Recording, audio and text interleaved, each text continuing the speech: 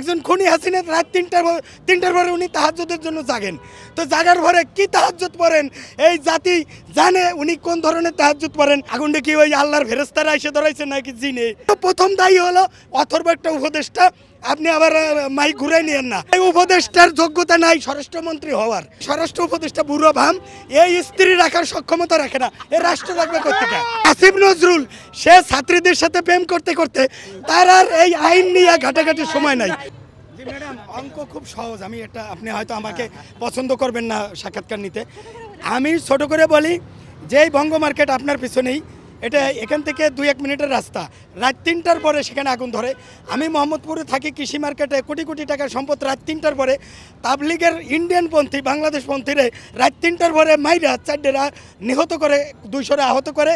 এবং রাত 3টার পরে যুবলীগের বলা যুবলীগ রাজহাঁস জবাই করিয়া আরেক মহিলাকে রাত 3টার পরে রানতে বলে, না রানলে সকালবেলা তারে আইনা পুরাই দেয় সেই মহিলাকে।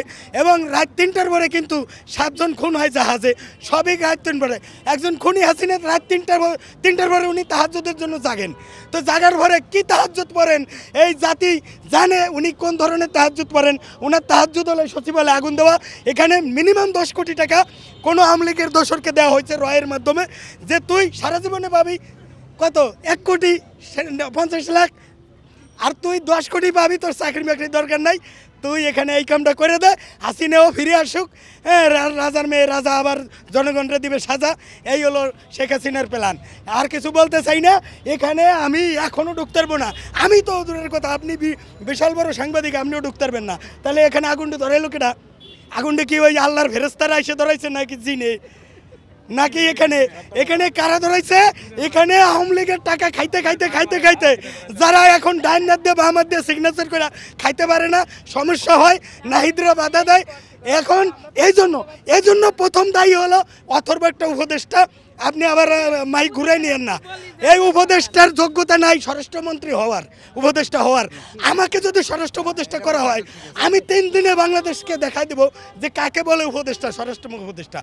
আমি বলি এই স্বরাষ্ট্র উপদেষ্টা বুড়ো ভাম, এই স্ত্রী রাখার সক্ষমতা রাখে না, এ রাষ্ট্র রাখবে কোথেকে?